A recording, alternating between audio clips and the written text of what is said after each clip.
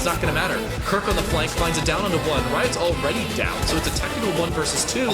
And Bri just swung to his death. Twizzler on the top floor will look to retrieve their teammates, but Kirk can find the timing and clutch it out. An ace for Kirk. But Spider still gets a kill, and then X's not ready for him in the corner, but oh my goodness, he gets the kill anyways! He gets the kill, Teddy left alive. He does it yet again for Mirage! He's low on health, especially when the Vulcan canisters are in play, but now Ambi low as well, but he takes the kill anyways! He's still left, but with 15 seconds and not too much intel as to where they are, it's not looking great for him, but he's just got the isolated frag on Aimkey, and the last one's left in Freezer. This could be a very easy pick to find if he just looks in the right corners with the shotgun as well. He'll be lethal in the close range! A 1-on-2 for the Gridlock!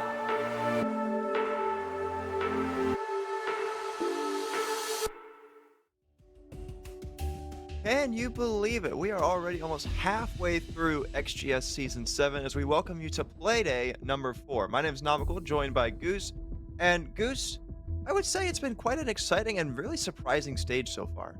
Dude, surprising is the least. I mean, I think so many teams have been upsetted, and mostly because we are in the middle of roster mania. And that's why you're going to see Card & Co. 0-2. Keep in mind, with I believe they have 3 pro players, even bringing in Vertical, who himself has been having just, a little bit of a struggle game. Aerial Arise in 5th place, going 1-2. Thrive continuing to thrive throughout the entirety of Group B, going pretty much absolutely flawless, only losing 9 rounds through 3 best of 1s. Absolutely crazy.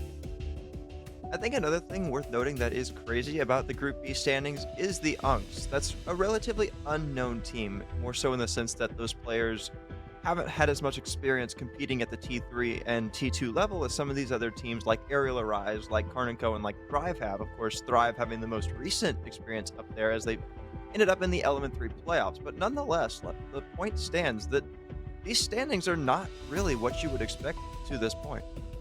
I mean, who would have thought Card & Co would be fighting to get out of elimination in groups? Absolutely insane. If we go to Group B, there's also a lot of interesting storylines here. SSG Academy also basically being completely flawless. MKERS, even though they struggled a little bit in their last matchup, also is flawless. The only surprise for me personally is Mormon Battalion going 0-2. Obviously, they face, I believe it was SSG Academy and MKERS, so probably 2 of their hardest matchups out of the way. OUTLAST also having the exact same fate for their first 2 matchup. So this entire group is just a little bit more close, and those bottom 2 teams just having a little bit more of difficulty. Yeah, back to your Mormon Battalion point real quick. I mean, sure, it isn't great that they started off 0-2, but you can also argue that they got their 2 hardest games out of the way first. They started off against SSG Academy, and while sure they did lose, they didn't look terrible against them. And then, of course, they played MKERS on Playday number 2. They didn't play yesterday, and I don't believe they play today either, if I'm not mistaken. Yeah, no, they're off today, but then they play 2 games tomorrow, so they'll have a chance tomorrow to kind of rebound and get themselves some extra points. But I think it's time we start talking a little bit about the first game of the night. Of course, it is OUTLAST versus MKERS, or OUTLAST Black, rather, against MKERS. It's kind of that David versus Goliath story. OUTLAST Black coming in here from the qualifiers with a roster that isn't as well known. And then, of course, you've got MKERS, who just recently won Element 3, so they're kind of on top of the world right now.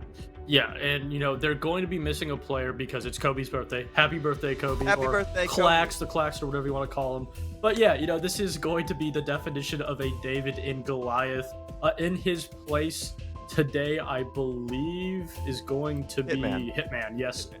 And if you look at the overall percentage, attacking rate of 55%, in my opinion, is even slightly above average.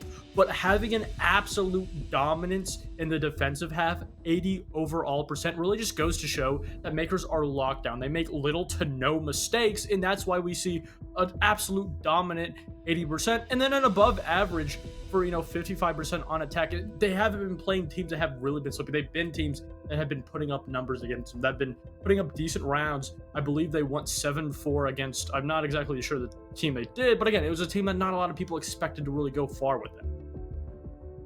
Yeah, so currently they've beaten Mormon Battalion 7-3 on Consulate. Now, 7-3, I would argue, is relatively good for Mormon Battalion, which, of course, I don't think Mormon Battalion is even close to a level that Makers are on, and Consulate is arguably their best map to this Yeah. point. It's a map that they've shown many times that they are very confident on and that they know how to play really well. And then, like you mentioned, they beat Team Sesh on Border. I believe it was yesterday or play day number 2. Don't have it in front of me. I believe it was yesterday. So they're coming in hot off 2 big wins. But we got to talk about their opponents in Outlast Black. Of course, they have had a bit of a struggle to start things off. Their numbers aren't quite as good. Their team isn't quite as known, but nonetheless, I think they're coming in here today looking to make a statement, and I think there might be a bit of an opportunity for them to do so, especially without Kobe being here. Yeah, I agree 100%. I don't think a lot of teams, not necessarily to say they overvalue Kobe as a player. He's probably the player, but the way Makers is structured, if Kobe either doesn't show up or has a slow game or isn't in the game at all, it's not really do or die compared to other teams. Like maybe perhaps an SSG Academy or a Fluffy Aimers. But Outlast overall, throughout their both matchups, they haven't looked bad. They've just played opponents that are just better than them, that have bested them on the, micro plays, maybe in the strat board. So just as a team as a whole, especially, with their previous opponents in experience in other leagues, they've put up a really decent fight in what I would say, in my eyes, are like an above average for what I expect from them. I mean, to be totally honest with you, back when we were doing quals, I didn't even expect them to qualify. So they already exceeded my expectations there. But nonetheless, I believe it is time to take a look at the bans. And you can see it's actually Makers, surprisingly, to ban out Consulate. I'm a little bit shocked by that because we mentioned that it is one of their best maps. Border taken out by Outlast Black. They don't want to have the same result that Sesh had. And ending things up on Nighthaven Labs, a map that Outlast Black have actually played already. They did lose it 7-5 to Fluff Gamers, but I believe just based off that scoreline alone and how that game played out, they have proven that they can be somewhat competent on that map and they can put up a fight against good teams. Yeah, that was I believe I watched that, or I might have cast it, but that was a very solid matchup for them. One very important storyline going into season 7 of XGS is obviously the introduction of Layer, but also every single map, every single best of 1 in group stage so far that Makers have played, they have banned Layer first. I'm not sure if it's just them simply saying, oh, we don't want to show off some of the stuff we have, or simply they're just not that prepared for it. Not to say they're a team that doesn't prepare, but it's a brand new map and not a lot of teams really like it. It's being absolute permabanned, not played once in any leagues it's introduced in. So it's going to be the definition of, who's going to play it first. But going to Nighthaven Labs, I think, is a great choice from Outlast. Again, we talked about their previous play on against Fluffy Aimers, but also just, as a map, if you really want to throw some curveballs to a team that's just simply better than you on all fronts, I think Nighthaven Labs is a perfect map for that. Yeah, I definitely agree with that statement. I think there is a lot of potential for the upset to come out here on Nighthaven Labs just because it kind of plays out in a way that is similar to Clubhouse. You've got some resounding similarities between the two maps, such as things like rafters that you have to clear out a lot of times. You've got like IT, which kind of plays out similarly to CCTV on Clubhouse, I would argue, because you hold the main wall as long as you can, but then just fall out of the room entirely and try to deny a walk-in from a place like rafters. So the general style of how you play areas like the upstairs and maybe the mid-floor not being quite as popular are the same. And I believe a team like Outlast Black, who kind of has those fundamentals on Clubhouse down to a science, of course Makers do as well, but that's kind of a given being how long they've been together. But nonetheless, the general idea is that with how this map plays out, it plays really well into fundamentals, and Outlast Black can try and capitalize on that.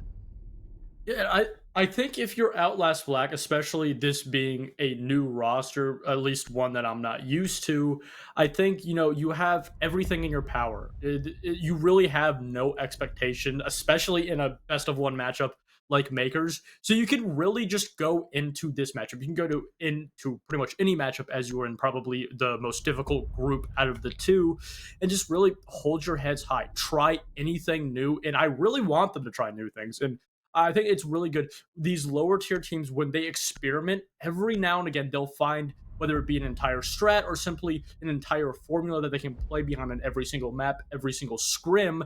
As soon as they find that, they can translate that into further success that will eventually boost them as a team and individual players in that higher echelon. That's simply how you play the siege. That's how you get better. That's how you move up in the tiers, potentially further into T2. That's how I believe it was Batumba on the old Outlast Black roster did it. Well, we're going to get things started here. Outlast Black gets the defense first, so look for them to take a relatively decent lead, or at least put up their better fight here in this first half. It is worth noting that we are playing on the 6-6 format. Of course, it's been a while since I've actually casted the 6-6 format. The last time I actually casted was in Element, so I haven't really seen this in a while, so it's going to be kind of getting acclimated again for me as well, as I'm sure you are still kind of used to the 3-3 meta, but nonetheless, looking at the overall lineup from Outlast Black, I see a few things that are really curious to me. Most notably, the absence of a smoke, favoring instead the Tachanka for this basement site. I feel like if you're going to bring something like that, Goya would be your best bet. They did this on the exact same bomb site last time when they played Fluffy Aimers. So this is just simply one of those decisions that they purposely made, and not only purposely made, it's a decision that goes into their entire strat they've set up. If I'm looking at this entire setup so far, it's not exactly the same, but there are a lot of similarities, especially those two reinforced walls inside of, I believe it's Garage or Cargo. I'm seeing a lot of similarities, not changing a whole lot, and that's not necessarily a bad thing. It just simply depends if MKERS did their homework, which they are a team known for doing their homework. But again, that's 7-5. There was some success in the formula they had last time around. So having relatively the same idea, I really love what they're doing here. Well, Hitman seems to have found a gap, and he's just walking his way through storage all the way over into lounge, and he might look to walk down vending here if the opportunity presents itself. Right now, Outlast Black are pretty spread out, and it's given MKERS the opportunity to do this, and Hitman will find the gap to take down Nexus first, so opening pick goes the way of MKERS, and with that, they've been able to get themselves some of this mid-floor control to start working their way in. However, Swifted is there for a quick response, and maybe Exalt on the hatch gives away his position, looking to find another trade to give his team the man advantage back, but nonetheless, he gives away his position, and instead will just look to survive as long as he can. This is just very similar to the last time that they had this entire setup. You see Packer is just waiting to potentially catch the rotate back to side from Exalt, but it's going to be actually Bino. This is going to continue to put some pressure onto Exalt.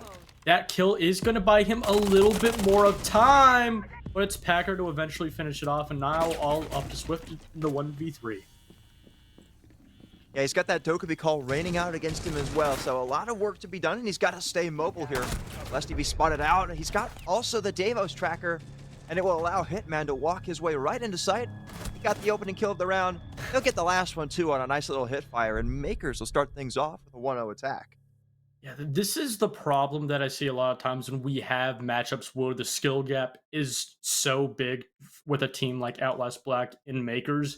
And the problem is a lot of the time, because there are so many gaps in the defense of a team like Outlast and MKERS, because they have such high IQ and such coordination, not only as a team, but as, individually skilled players, they're able to just isolate each and every player into essentially a 1vx situation, and it turns into just MKERS running around killing everybody. That's exactly what we saw last time. Obviously, it's more complex than that, but Outlast Black, they played relatively the exact same roam last time I saw them against Fluffy Aimers, having those two players on the first floor very spread out, and then having a Vigil, this time being Exalt on the top floor. It applies this kind of triangular split pressure. But when you have players like Hitman that are so good on simply just not only isolating out those roamers, but doing it completely on his own without requiring drone or other intel from his teammates, it not only lacks the waste of time the entire roam is meant to do, but also kind of just dwindles your man count until, like we just saw, it's a 1v3 on the bomb side.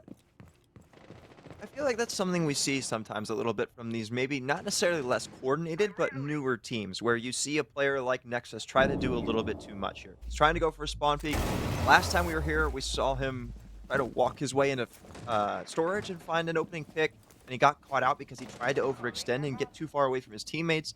So I'd like to see him play a little bit closer together to his other roamers, but that's not going to be the case, as Packer will walk right in and get an opening pick onto Ron. So once again, MKERS with the opener here, looking to get the main breach open as well, and giving themselves plenty of options early on in the round.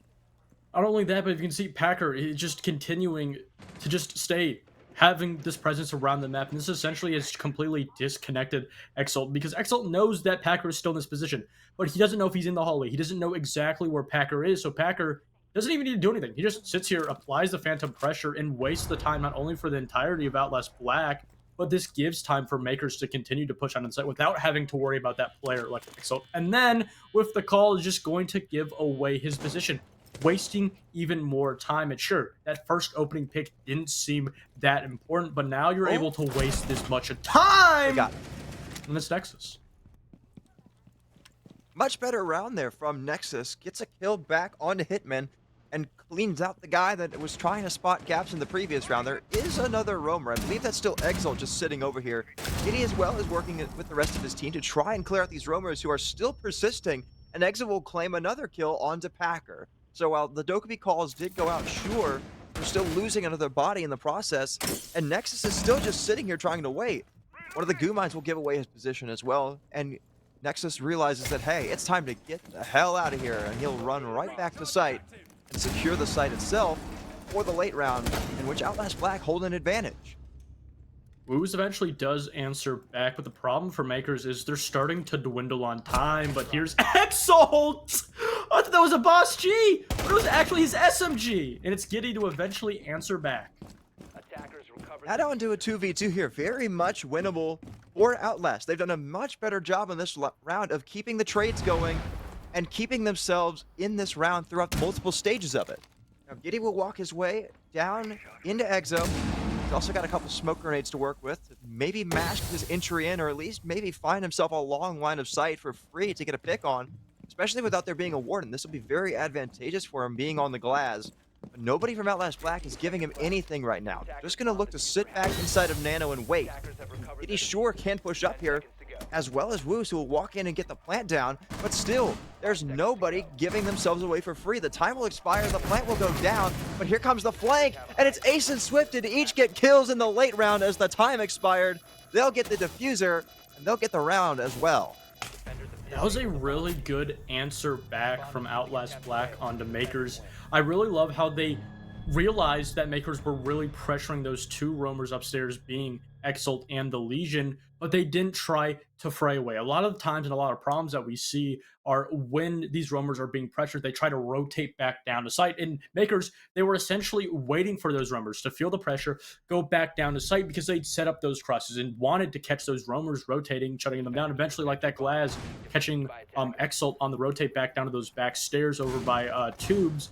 But because those players on Outlast continue to play their spots, continue to just simply sit there, apply the Phantom Pressure to players like Packer, they're able not only waste enough time, but waste enough time to the point where Makers players, they started to rotate around, and that's when those roamers retook the positions, retook the space around the map that Makers had given up, and that's why they were able to get back those kills, eventually evening out the man count and forcing Makers into that 2v2 bomb plant.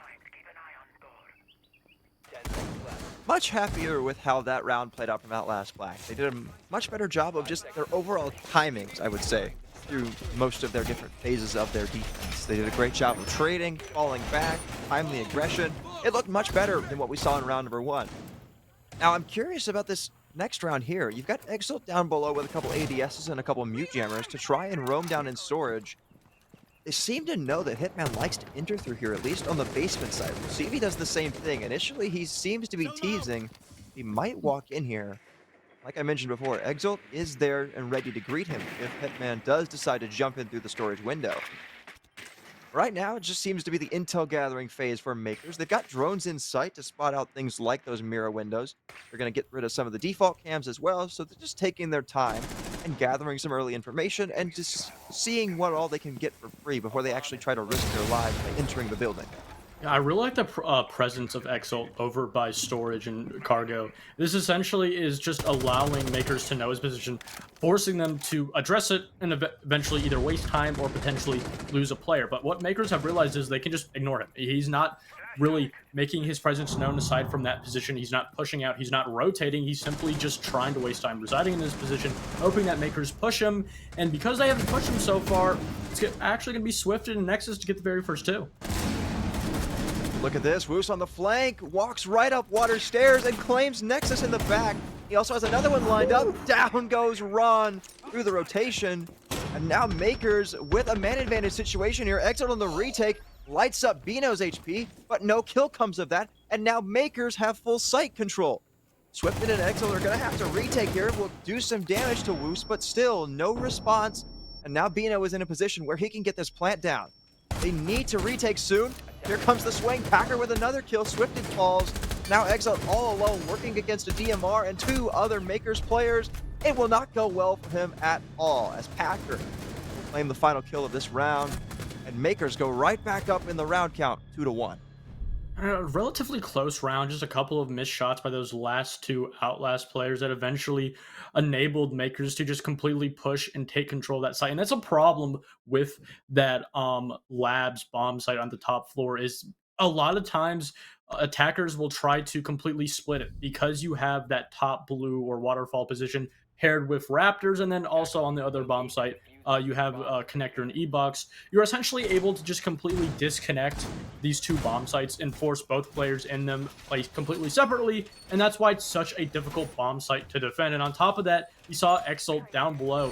I'm not exactly sure if MKERS were unaware of his position or they purposely just ignored him. Either way, his presence had no effect whatsoever in storage there, so he was eventually forced to try to flank up, but because he missed his shots, unable to get that thermite down, his presence, his entire roam and strat for that round was essentially useless. I like some of these adaptations that Outlast Black are doing here. They brought out a Warden, they brought out a little bit more utility denial, and I really like the Finra as well. I think especially the Finra here is a big change that was much needed from Outlast Black, especially after we saw what Boos and Packer just did in the last round, where they just walked in for free without any intel up the water staircase and right into sight, claiming kills in the process, and just blowing that round open for MKERS. So I really like the fact that Ron is bringing this out to give away any sort of cheeky play that MKERS will try to do. And it's a great attempt at trying to cover some of these flanks and put more pressure on these front side positions. Nexus will get the opening pick of this round as Bino goes down, and that's a massive one as the hard breach is now gone for the most part.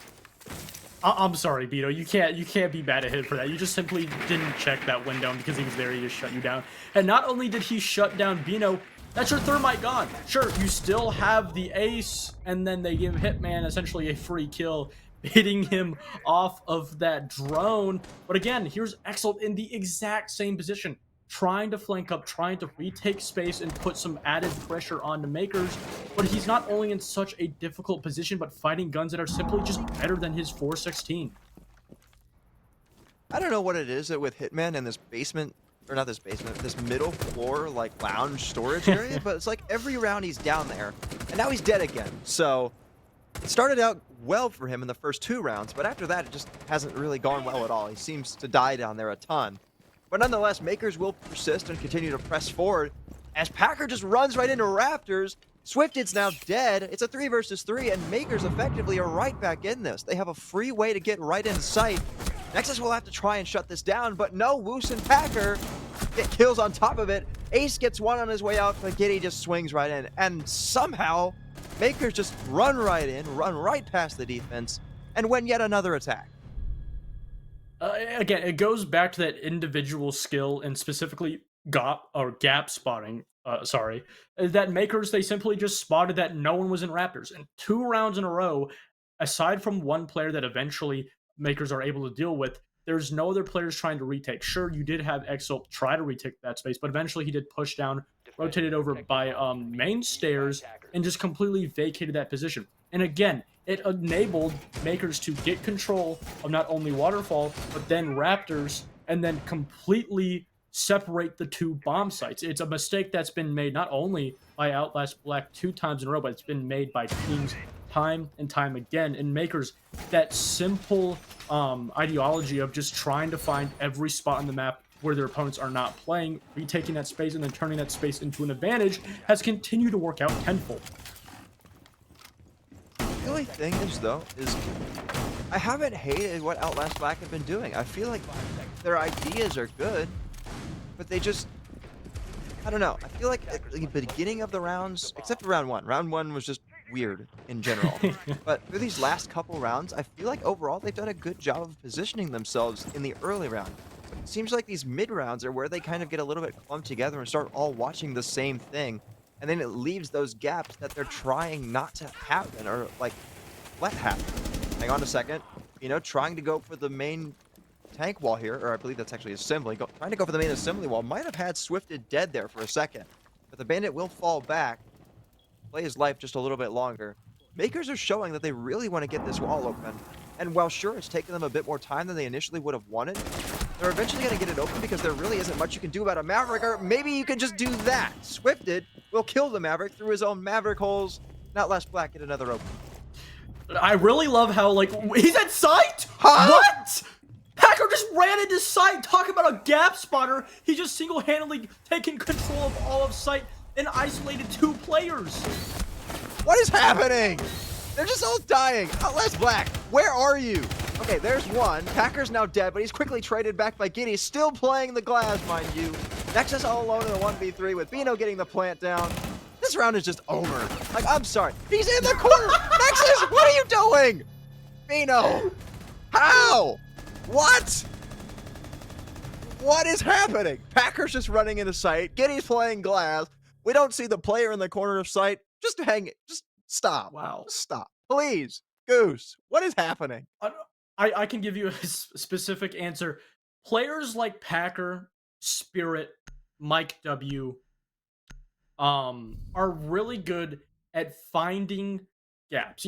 I can talk about gaps time and time again, but they can find the smallest little gap where you have to just slow walk. If you make any noise, your entire position and push will be completely failed because there's players all around you.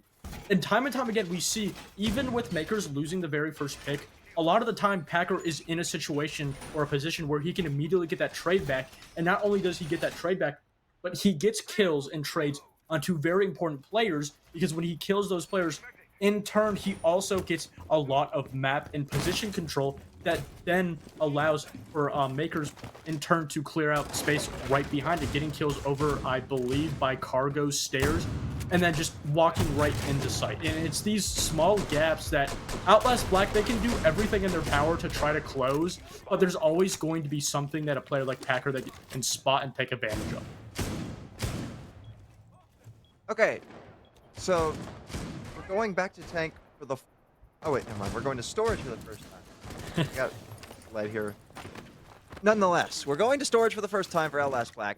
Surely, we don't let the first floor be a gap this time. Apparently, Swift is just going to lose most of its HP to a breaching charge, but I digress. Apparently, we're doing that now. Okay, my main point was going to be here. OUTLAST Black, surely they can defend the middle floor better when it's the site. Because when we saw them go to tank, the middle floor was a huge gap for them in the first couple rounds before Packer just ran it in the last round. But it seems like despite the fact that they're actually deciding to hold the middle floor site, they're just giving up a lot of this initial control for free by letting Bino get some of these walls, by wasting some of their castle barricades on windows that were generally going to be free nonetheless. So I feel like there's a couple of big misplays here that OUTLAST Black are going to have to try and compensate for later on. I don't even think that wall was fully reinforced. Packer, again, it's a lot of people really underestimate that wall in basement, and if you don't get it open, you can have essentially complete control to the vertical from below on the site. Just like you can see Packer working here. Missed the nade because he threw it at a wall, but Exo eventually is able to get one, but you can continue to see how these players are being pressured, and Bino, the bomb's going down. Again, they're just in sight again. Exalt will deal with Bino finally for like the first time in 5 rounds, but still, Makers are definitely not out of this round. Giddy now is just walking into sight. How is this happening? Every round, somebody from Makers is just walking right in. There's nobody from OUTLAST Black watching this, and they've got full control of the A site. Now, Packer is dead to Exalt up above, and Giddy's still in a 1-on-3. But honestly, with how this map has gone, I wouldn't have doubted him winning it, but Ron, thankfully, will stop the bleeding for OUTLAST Black, and they salvage the half with a 2-4 scoreline. The problem now is you get to face probably the most, or sorry, not the most, but the best defending team we currently have, and not only T2, but Amateur Siege Esports in North America at all. You know, we talked about how that 80% defensive win rate was very huge for them, But you know, obviously, a 55% is a lot better. And that's why we have a 4-2 scoreline in what is considered to be one of, if not the most defender-sided map aside from Skyscraper, of course. First tech pause of the day, hopefully the last, and it really goes to show that Outlast Black, they can do so much. Again, I really love what they're doing in the strat board. It's very similar to what they did against Fluffy Aimers, but you simply cannot shut down those gaps. You can't shut down those mistakes that MKERS are going to spot 10 miles before you even realize that they're there. Did you just call them MKERS? A little mishap. We don't talk about it. I mean, hey, they are holding a mic to Outlast Black right now and asking them when they're going to show up. That was funnier in my head. I digress. I was going to say, isn't this the map that MKERS 7-3'd wildcard on in the Element Finals? I'm pretty sure it is, if I'm not mistaken. My memory serves me correctly. I have to go look at that. But nonetheless, if it is, which I am 99% certain that it is, I don't know why Outlast Black would come here. Sure, you put up a good fight against JJ's team of Fluffy Gamers, but I think there's a huge gap between Fluffy Gamers and MKERS. Like, you're not going to be able to get away with against some of the stuff with the new Fluffy Gamers roster that you're going to be able to get away. You're not going to be able to get away with some of the stuff that you might be able to get away with against Fluffy Gamers against MKERS. Because, let's just be honest, there's a hard argument to find that there's anybody better in T2 right now than MKERS. They just have it all. They've got a great map pool. Like you were talking about, they're one of the best defensive teams. They have everything. And they're proving it right here. Even their attacks have looked good. Mostly because of the fact that, yes, they can spot the gaps that Outlast Black are leaving. But that's one of the reasons that their attacks are so good, is they can spot those gaps on a consistent basis. On the contrary, I'm going to disagree with you on 2 points there. I believe MKERS is essentially a T1 level team. I think they could inslide with NAL. And building off of that opinion, I think if you're Outlast Black, if you realize you're going to lose against MKERS, which, you know, it's kind of the inevitable, there's always a chance, especially in this current stage of Siege. Anybody can win it any day. You have to go into a game with the mindset just you're facing great faces.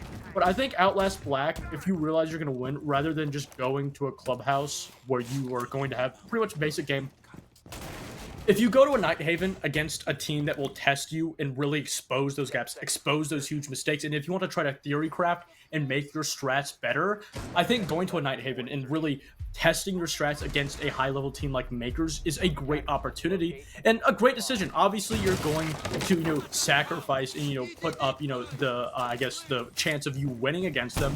But in turn, you get a lot of knowledge and you get a really good, solid game day rep. I like that. I do agree with that point. Now, we are, of course, on MKERS' defensive half now, and I see some similarities between the two, quite honestly. I feel like a lot of what is being done here is similar to what MKERS and Outlast Black were doing in the first half. We've got the presence of the Glaz once again from Outlast Black, which I do not mind at all. I actually think that Glaz is a pretty good operator on this map. You can get a lot of long lines of sight negated by those smoke canisters that you can chuck out throughout the map. But MKERS are doing some very similar things too. They've got like the Mira, they've got the Capcan that we saw Outlast Black bring out a couple times.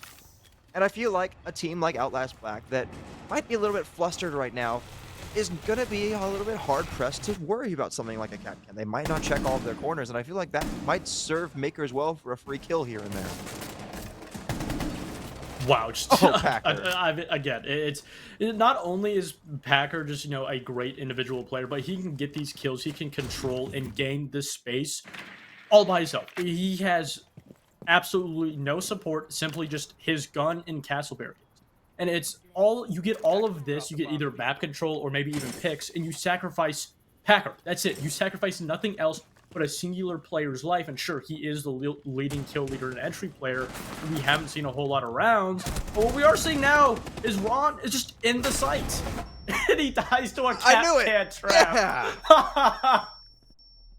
I said that they would not be checking for the Capcan traps. And Ron definitely was not. He will meet an early grave as he tried to get some free sight control, but Outlast Black have just walked right in. Now, Swifted will die quickly to Bino, but Exode good for two. Woosen getting out on the floor. And Outlast Black still very much stand a chance in this round, especially with Ace now trying to go for the diffuser. He's got the cover from the smoke grenade, but no. What? I was gonna say they're gonna have to back up because Packer's playing vertical, but he just kills them both through the smoke canister. What is happening? Talk about a Packer Star masterclass. The amount of rounds. He's just winning them rounds solo. Like, solo, it really. It is astonishing. Are we gonna get an Outlast Black timeout? There we go. There we go. We got it. We got it. Good. Thank you to our observer. But yeah, I talked about this in the very, I believe it was either the first round or the second round. We were in prep phase.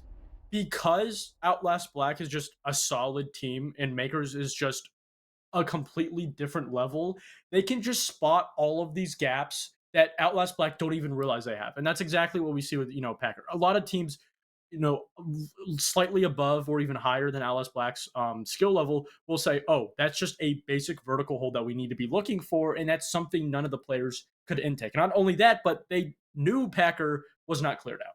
They knew Packer not only was upstairs, but was potentially playing in the exact same position that he got the very first pick.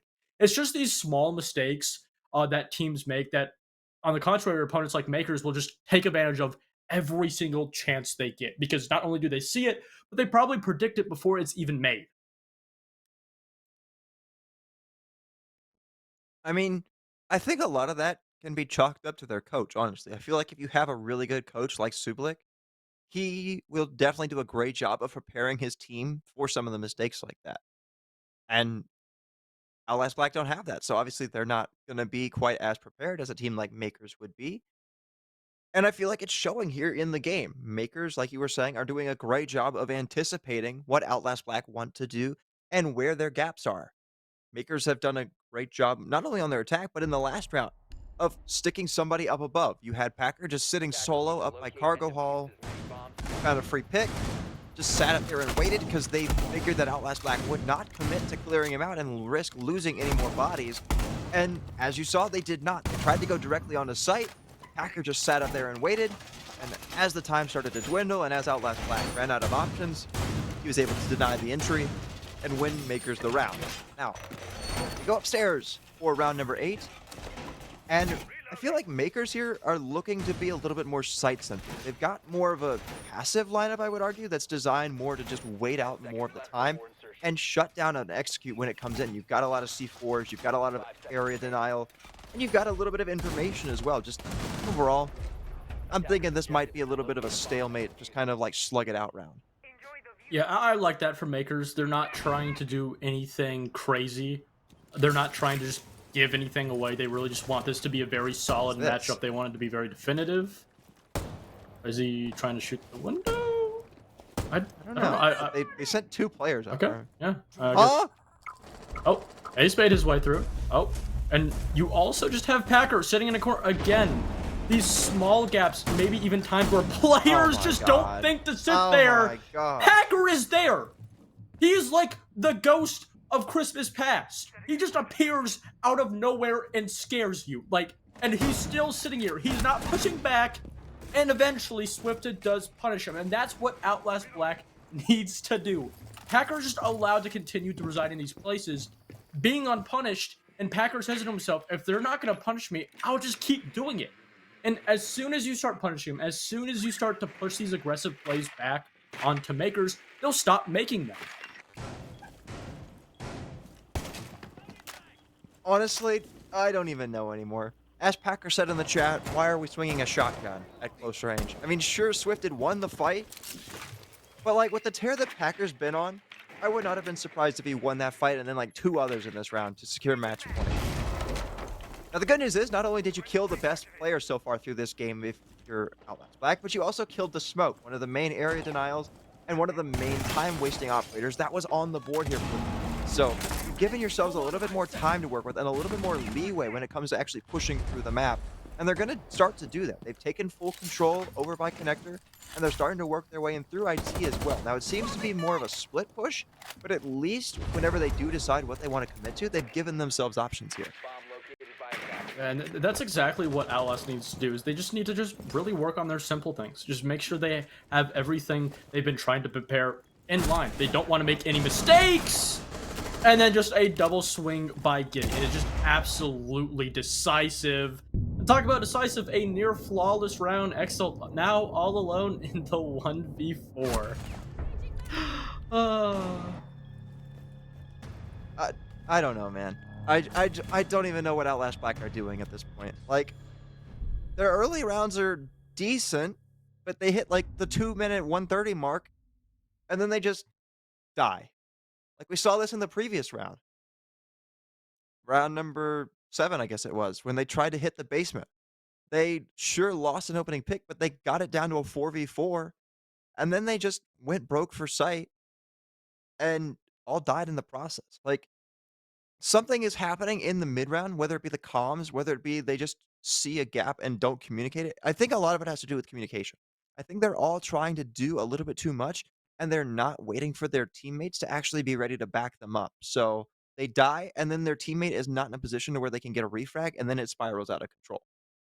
And you can also say this, and if any of the Outlast Black players want to, come back and say I'm wrong about this, there's a lot of times where you simply just don't know what's going on. I mean, in that round, it looks like a lot of gunfights were lost by Outlast Black players to either angles they weren't aware of, positions they weren't even aware MKERS players were residing in, and it really just seems like just MKERS is just outclassing them on anything, and they're just confused because they simply don't understand what's going on in front of them. And it's not to say that it's to their fault. It's simply that MKERS are firing on all fronts. They're making little to no mistakes, and then the picks they're giving away, the swings that they are losing are swings that just they understand are stupid. They understand they should not be making. They're just doing it because it would be funny, and they just want to see what they can get away with. Like the swing from Packer, he should not have been doing that, and eventually he was punished with it.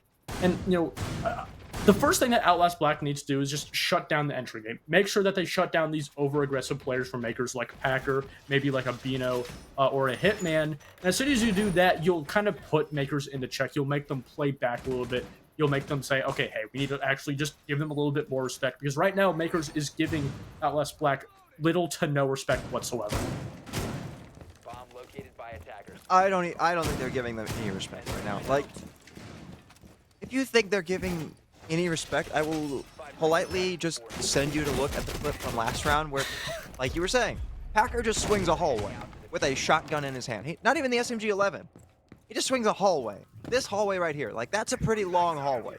He had no idea necessarily where the player was at specifically. And what happens if it's a long-range gunfight? The shotgun's not going to do him any favors, but he swung it anyway. He knew he was better in that situation. So he just wins. Now, they're going to try to hold this garage wall, and while sure one of the Summers will go off to create a line of sight, the Electro Claw will mean that they can't get in the building. And with that, it means that Outlast Black are going to have to be very careful as to where they use the last of their hard reach. They're going to dedicate it to the IT breach, and that's going to really limit some of their entry points. Yeah, it really is. And this is a really good take from Outlast Black, in my opinion, simply is because they're just doing everything needed, and then they just don't check a window. Okay. Well, and again, it's just those micro mistakes that they make, simply just not checking a window, not checking an angle that they're punished for. Oh no, please win this. Please. Thank you, Ace. But again, eventually. What? Where was he being shot from? They're in sight again! You didn't know? I forgot what site it was. How does this keep happening, man? They just walk into sight every round. And they're winning fights too! How is this happening? What? Every single round, a team just goes for broken sight, and it seems to work every single time. What is happening? I genuinely don't know anymore. I like the theory behind it. I think Outlast Black essentially are saying to themselves that we're doing too much. They realized that they can't outclass MKERS on the strat board, just overthinking them and trying to take positions that maybe they won't predict because MKERS will simply just predict it. So now I don't want to say the word cheesing it because it's a little disrespectful. But Outlast Black are just playing whimsy. They're playing carefree, pushing. If they see something open, they take that position. They push that hallway, and they're just trying to take anything that is being given to them. And it resulted in a round win. Those rounds where you simply just don't use your brain, that you just see something open and you take it. It makes it hard for teams like MKERS that are really used to that solidified, smart play style. Hard to predict you. But Goose, it's both teams. They're both getting away with it. Okay, hold on. It's Outlast Black and Packer. Not all of the makers are playing like that. Majority of the time, it is Packer. We've seen Woos do it. We've seen Hitman do it. Hitman did it like 3 rounds in a row at the start of the game. And then he didn't get a kill after that until defense. So yes, he got but checked. it still should not be working this much. I don't think I've ever seen a game this stupid in Siege. Like, it looks like I'm watching just like bronze rank, where you just run into the building and just hope it sticks. Like, they're not even really droning. Like, Ace is just walking in. Ace is just walking in without a drone. There's no drone. I mean, sure, they got that Dokkaebi call, but like, that's not perfect. Yeah, I thought you were just like nitpicking, but this guy's literally just walking in a drone. He doesn't even know. Wow. Talk about opportunity for Ace there. And Nexus again.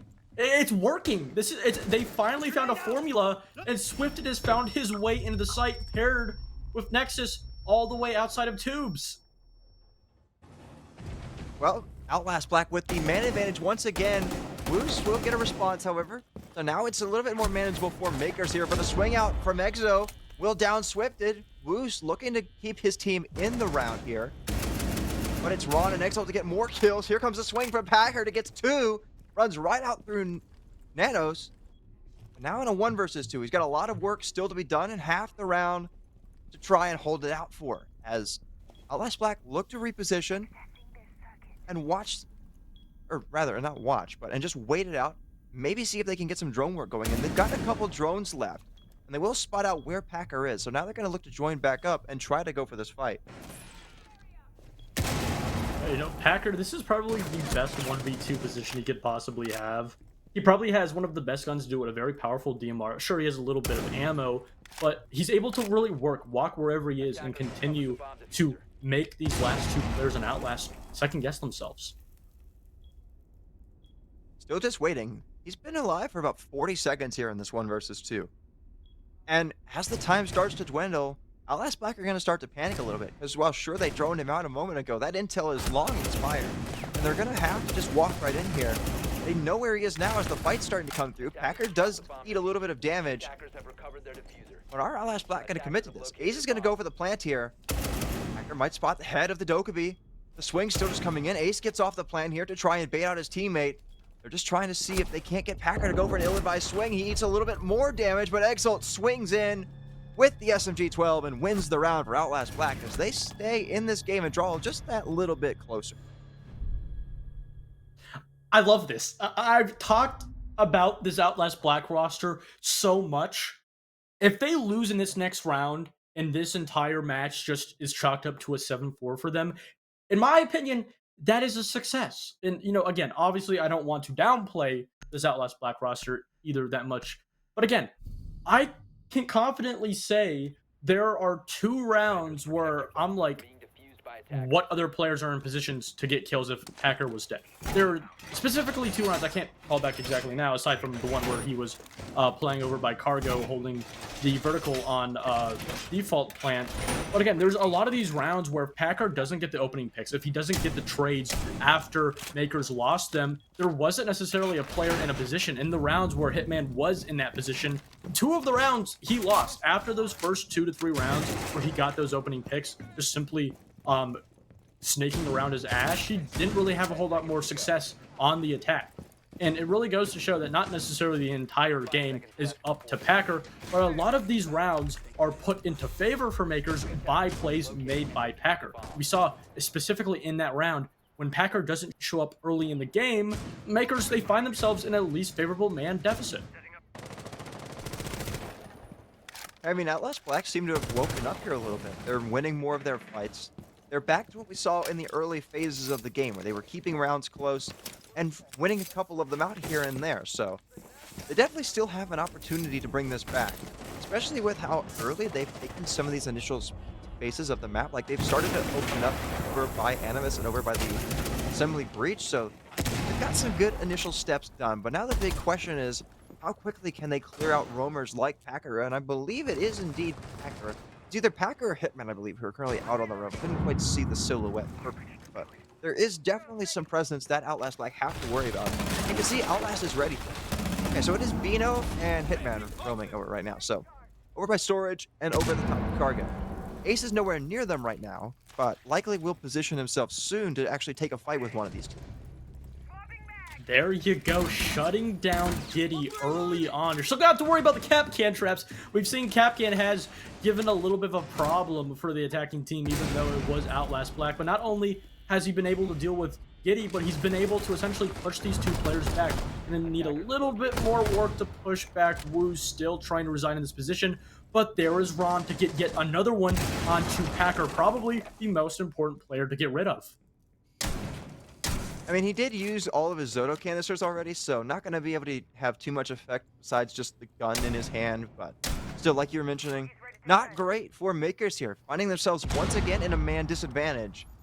And Exalt looks like he might have an idea that Packer is still here. We might look to take a fight on that soon, but Ron will fall next as Hitman opens things up for MKERS in this round. As we approach a minute mark, another kill will go MKERS' way as Woos re-aggresses, but will not get anything because of it. Actually, no, wait, he killed Nexus? But Exit will quickly trade it back. Never mind, so still a man advantage for Outlast Black. Hitman left all alone, needing to get a 4K for MKERS to end out this game. A lot of work to be done. Not a lot of time left here for Outlast Black. They're going to go quickly here. Hitman, still just waiting. Same situation we saw last round from Packer. He just kind of waited things out for as long as he could and tried to force Outlast Black into a disadvantageous time situation. He hears the player on the stairs, but swings and shoots some bullets to give away his position. Giddy from the grave gets a Capcan kill. So hang on a second. Now down to a 1v2 with just 15 seconds left. All of a sudden, this seems like it might be very winnable here.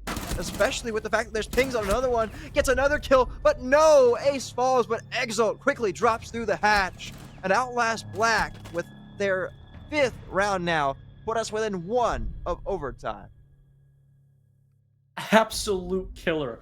I talked about just a couple of rounds ago the importance of Outlast Black throwing out strategy board, not rather them saying simply just, oh, we don't need to use our strats, but they simply just don't need to overwork. They don't need to think as hard as they originally were, and they simply just need to worry about getting those picks early on. And most specifically, Ace as a player, his entire job was to get picks.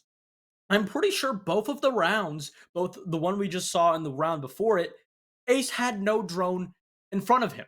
Now, this is not me saying that was great. That was stupid. And I think if they put a drone in front of Ace, they'll have even more success and more security on that entry. But again, if MKERS just simply have a player positioned a little bit further and Ace is just unsuspecting, their entire opening round could falter. And this is a problem that in the last round, MKERS not only are going to identify, but Outlast Black, just please put a drone in front of Ace. It will save you wonders. I think in general, just for both teams, if their intel game is better, I think this could easily improve in like massive proportions for both teams. Because we saw in the first half, Outlast Black did not have great intel when they were on defense, and it kept letting them fall, or kept making them fall victim to some of those kind of hero plays where they would just rush into sight, the gap spotting, if you will. And here we are seeing it again. More so for MKERS, I feel like on the roam more than anything, where they don't have as good of an intel for their roaming operators and players, and it's causing them to die early on, more so than their site players and the site being a gap, but we've still seen that kind of pop up here and there, where the players on site are kind of falling victim to a player just running into site and grabbing a free kill. Maybe that player dies after that, but still, if you can run in and find a big pick onto something like 2 morale, that could be wonders for your team, and I feel like that's why they keep doing it. Yeah, and I really love when teams like Outlast try to put a lot of work into their strats, a lot of work into their, overall ideology of how they want to play the game. But what a lot of these teams fail to realize is, especially in this meta, a lot of the time it's as simple as just you need to go for the kills. We saw this specifically on SSG's very first game on Cafe, they started to falter because they're doing simply too much. But as soon as they started to simply work for those picks, go for the kills early on, and try to put their opponents on the defense into a less favorable advantage in the man count when they actually go for the execution, then they would not only have an easier time, but have more success entirely. And Outlast Black, they've realized this the past 3 rounds tenfold, just simply putting Ace in a position, whether it's from his teammates or just Ace simply slow walking around the map. Whatever they're doing with Ace is working. And again, as I said before, if they can simply just put a drone in front of him, it will make even more better. I mean, if you look at the scoreboard right now, I mean, sure, Makers do have one more round win than Outlast Black do, but I feel like it's kind of the Exalt versus Packers story. I mean, sure, you've got Roos and Giddy who are both doing good for their team, but other than that, there's not really one standout performer that you can look at from either team who is really finding those kills that are propelling their team over the hump. It's been kind of those 2 main players, and if you can kill 1 or 2 of the star performers from either team, whether it be somebody like Ace, who has also had a decent game from Outlast Black, being that quote-unquote other star performer, it really puts your team in a great spot to win out the round, because you don't have to worry about that big threat of that singular player going huge. Yeah, and again, you know, Outlast Black, this time around, aside, you know, Ace just doing his own thing, aside from, you know, putting a lot of emphasis on working those picks, they're putting a lot of emphasis on getting these hard walls, just simply getting a lot of map control, pressuring Makers into the site, trying to essentially put them into a can and just kind of jump them all up into one place, making it a little bit easier to get these picks out, leading to the actual execution. But on the other side, Makers, they're doing a great job of just not giving any much away. They're giving enough respect on giving that map control away while also not losing their lives. And as we can see, Ace not having any success over by Connector, he's going to try to work this first floor, and not a whole lot of presence from Makers. He's got a drone. Sorry. No, I you're just good. thought it was funny. No, you're good. I really like what Outlast Black are doing here. I feel like they've kind of adapted really well. They've got the drone, like I pointed out there. I didn't mean to cut you off there, my friend. But not only that, they've also brought a lot of utility to deal with something like those mirror windows. Now, Bino will take out Swifted from outside of the E-Box window via C4. So the opening pick this time will go to Makers, but as we've seen before, that hasn't been the end-all be-all for Outlast Black, especially with down below. Nexus lights up Hitman. Now, he'll have to rotate here to try and keep himself alive for just a little bit longer. Right now, Outlast Black are heavily, like, just forcing their way in down below. But not only that, they're trying to take control of places like E-Box. Generally, they seem pretty spread out, but I think it's working out pretty well for them, especially as they get the response kill onto Hitman. So now very much winnable here for Outlast Black. A 4v4, very favorable, but Outlast Black, they haven't been able to find a way into the bomb site. And now the 6-man for Makers, that bomb, the timer, it's going to come into factor. Do they know about this player inside of IT? They do not. Packer just pops right up, and Ron will go down. So now Outlast Black fighting from down in the man count with just a few seconds left. Here comes a swing in. Nexus with a grenade kill, but Giddy responds in kind.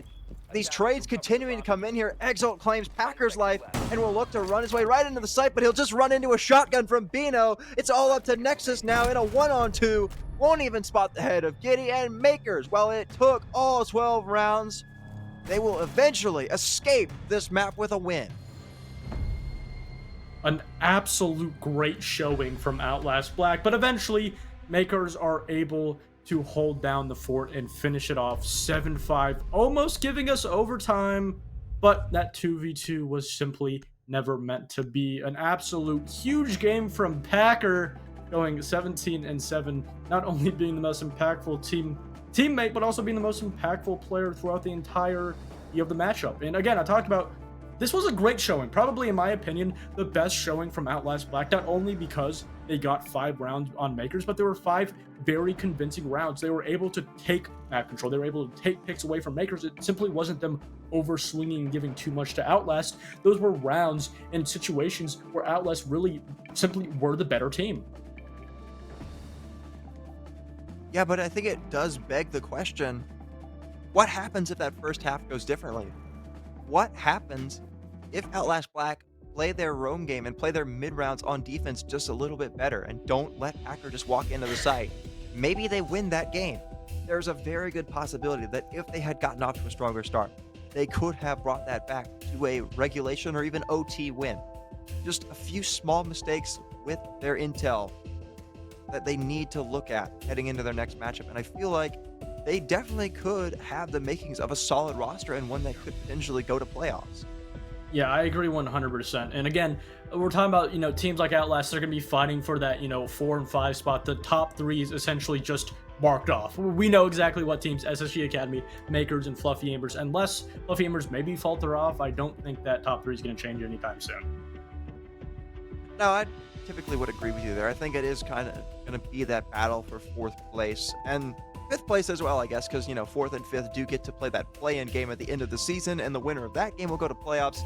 So I feel like it is really going to be that battle of who will join those top 3 teams. But nonetheless, that is it for game number 1. MKERS emerge victorious after a little bit of a scare from Outlast Black, and it is 7-5. We got game 2 up next right after the break.